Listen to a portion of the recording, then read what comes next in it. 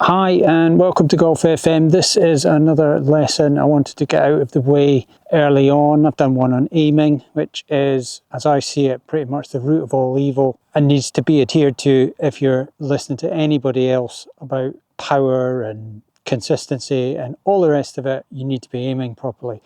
But one of the other things that I've seen over 30 years of teaching that comes up time and time again, and I wanted to talk about early, is grip pressure. So you've probably all heard about grip pressure being important, that it must be soft. But over and over again in lessons, I see people turning up with way too much pressure in their hands. First thing I see, obviously, is that they're aiming miles to the right most of the time. And again, that's the video on aiming to try and sort that out. But grip pressure is an inherent problem that lots and lots of people suffer from, and they probably just ignore it. And even better players from time to time can grip too tightly, especially when you start to get nervous, a bit anxious. You'll actually begin to start holding the club too tightly. And if you were to feel how soft all of the tour pros hold it, you'd be amazed at how soft they're holding it. One of the things that brings it into focus for me, because you'll have heard all sorts of different ways of how soft to hold it, like holding a little bird in your hand and all this kind of thing. My one is hold it as soft as you can without somebody being able to take it off you. So if somebody was trying to pull it off you and move it all around like this, it'd be able to move your hands all over the place.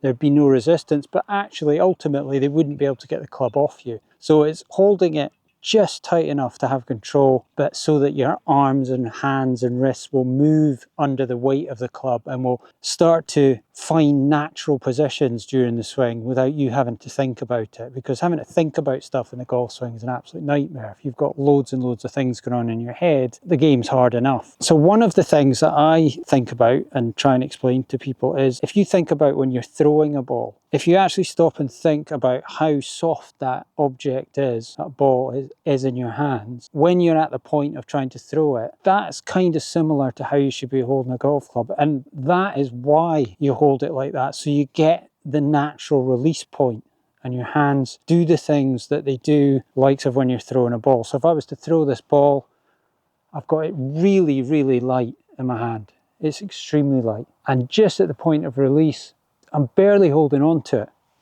And then I throw it and I can go throw it in a straight line. But to stand there and grip the living daylights out of this and close my fist on it and grip it really tightly, then try and throw it, just feels completely unnatural. And it's not something you would ever do. So I suppose my point there is that if this feels weird to you, persevere with it. Try and get through the weird feeling. Try and get used to holding it soft, because it will massively hold you back from what you're able to do in the golf swing. So I'm going to attempt to hit two shots here, one where I use my normal soft grip and one where I use the tight grip, and just see if they look any different. But usually when somebody comes for a lesson, you can look at them and they'll have quite a short swing, and that's because there's no wrist action, because the grip is too tight. So I'll hit these two shots and see if you can notice any difference.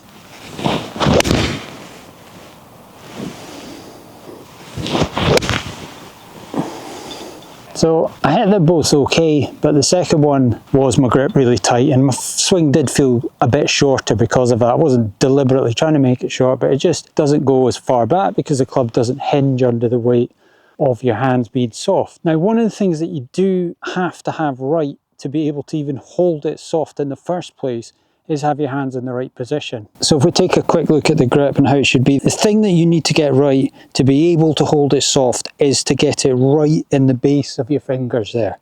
So if you look there, it's right into there. So I haven't got it in here. Put that down, there's actually a wee gap in there. It's not flat on there. That's not right. It needs to be right in the fingers there. Right in the fingers. Now if you can do that, then you should be able to hold it no problem with the top three resting in against this palm, top of your palm.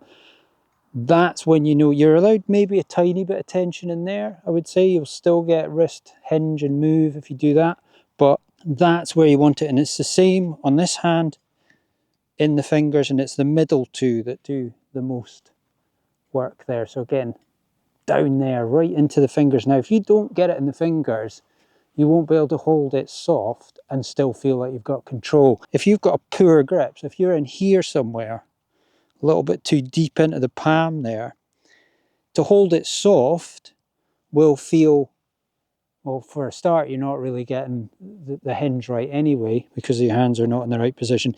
But it will feel instinctively like you've got to grip tighter to hold that club secure. When you go in here, you can hold it light as a feather and you'll still have control of it.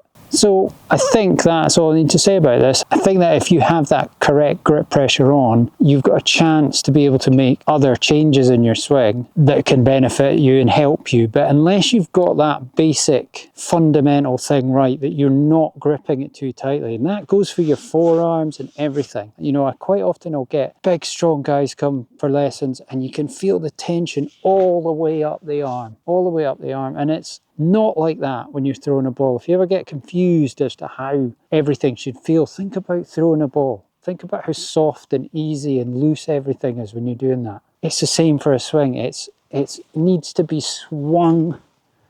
It's not forced. And if you have a tight grip, you won't have natural speed and you'll have to force it. So you get a lot of strong people who force the ball towards a target, and the people with the swings that look more like tour pros, they're holding it soft and they're letting the weight of the club and the combination of their body turning at the right point and in the right sequence, they're delivering even more speed to the ball with even effectively less effort because they're allowing it to swing fast because of the weight of it due to a soft grip.